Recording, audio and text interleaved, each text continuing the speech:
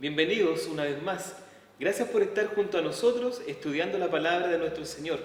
Hermano Álvaro, es un gusto poder saludarle nuevamente. Bienvenido. Gracias, hermano, es un agrado poder compartir una vez más con ustedes y saludarles en el nombre de nuestro Señor Jesús. Amén. Si usted ha estado siguiendo los estudios anteriores, recordará que hemos estado revisando en las Sagradas Escrituras las características de la Iglesia de Dios a través de la historia. Así es, y podemos resumir que la Iglesia de Dios tiene esencialmente tres características, las cuales son, primero, la senda antigua, la segunda, que guarda los mandamientos de Dios y la tercera, que tiene la fe de Jesucristo.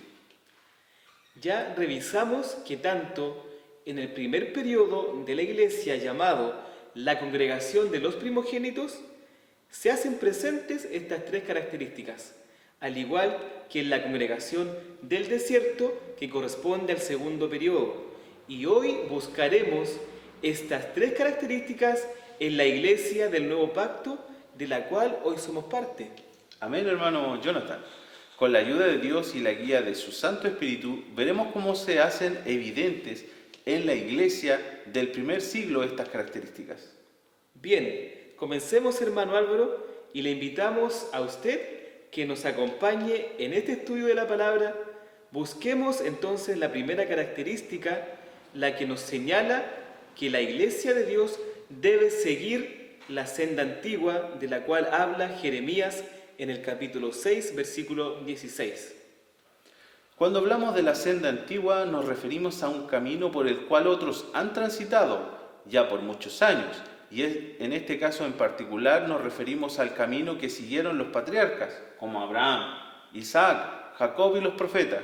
Y este es el camino de la ley, es el camino de la obediencia a las instrucciones entregadas por Dios a sus hijos. Jesús dijo en el libro de Mateo capítulo 5, versículo 17, no penséis que he venido para abrogar la ley o los profetas. Amén. No he venido para abrogar, sino a cumplir. Porque de cierto os digo que hasta que perezca el cielo y la tierra, ni una jota ni un tilde perecerá de la ley, hasta que todas las cosas sean hechas. Esto, hermano Álvaro, quiere decir que la iglesia del Nuevo Pacto respeta y obedece la ley de Dios. Sin lugar a dudas, hermano. Citaremos algunos ejemplos en el libro de los Hechos. Encontramos claramente que los apóstoles continuaron en camino de obedecer las leyes divinas, como por ejemplo la ley de los alimentos permitidos por Dios. ¿Usted se refiere al ejemplo del apóstol Pedro? Sí, hermano. Esto está registrado en el libro de los Hechos, capítulo 10.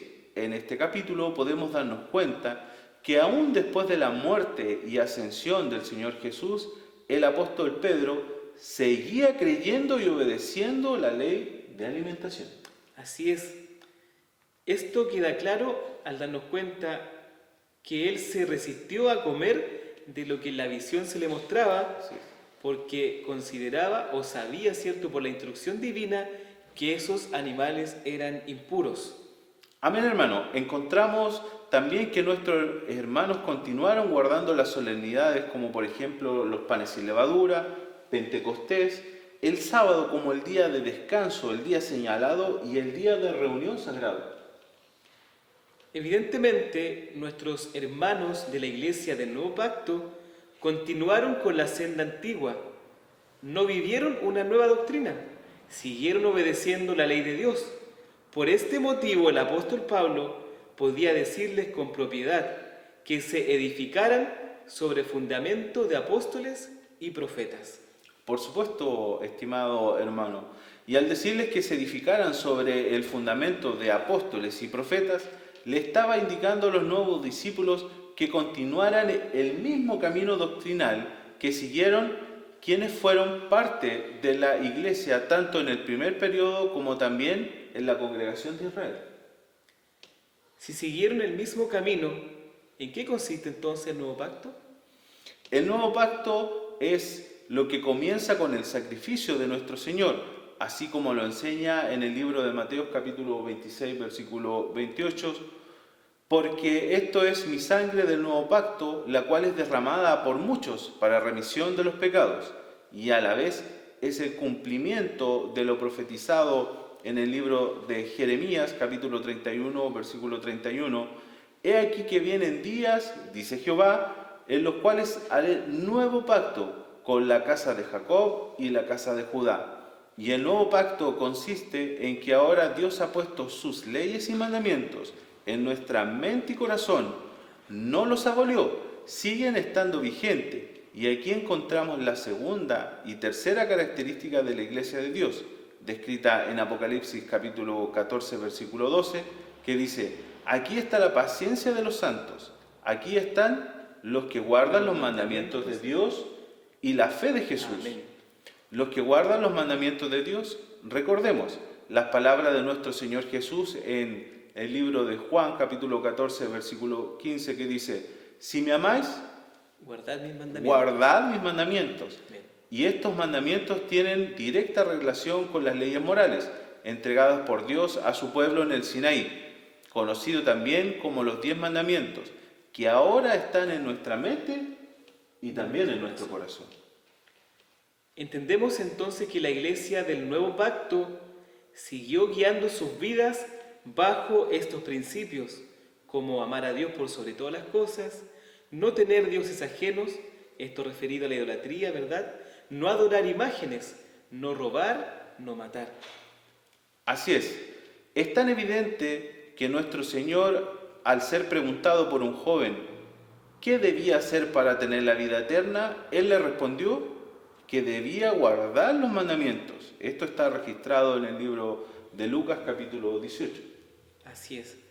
Usted, hermano, mencionó que en Apocalipsis 14:12 estaban la segunda y tercera característica de la iglesia. Ya hemos visto la segunda, que es guardar los mandamientos de Dios. Entonces, hermano Álvaro, ¿cuál es la tercera característica? La tercera característica, queridos hermanos, es tener la fe de nuestro Señor Jesús. Al igual que en los dos periodos anteriores de la iglesia, aquí también se hace presente la fe, pero ahora enfocada en nuestro Maestro, el autor y consumador de la fe, como así lo menciona su palabra en el libro de Hebreos capítulo 12, versículo 2. Amén. El apóstol Pedro dijo: y en ningún otro hay salvación, porque no hay otro nombre debajo del cielo dado a los hombres en quien podamos ser salvos. Pedro escribió en primera de Pedro, capítulo 1, versículo 18 al 21, que nuestro Señor estaba dispuesto ya desde antes de la fundación del mundo para venir a morir por nosotros como un cordero, y nos dice además que solo a través de Él creemos en Dios, para que nuestra fe y esperanza sea en Dios. Es maravilloso el amor de Dios para con nosotros, hermano. Gracias al sacrificio de nuestro Señor, tenemos acceso al Padre. No olvidemos que sin fe es imposible agradar a Dios. Esto lo encontramos en Hebreos capítulo 11, versículo 6. Y esa fe ha llegado a nosotros a través de nuestro Señor, el autor y consumador de la fe. Amén, mi hermano. De esta manera podemos darnos cuenta que el tener las tres características fundamentales de la iglesia son de vital importancia para estar arraigados en la verdad de Dios. Amén. Estimados amigos, le hacemos extensiva la invitación del profeta Jeremías, que dice en el capítulo 6, 16: así dijo Jehová, paraos en los caminos y mirad y preguntad por las sendas antiguas, cuál sea el buen camino, y andad por él, y hallaréis descanso para vuestra alma. Dios les bendiga.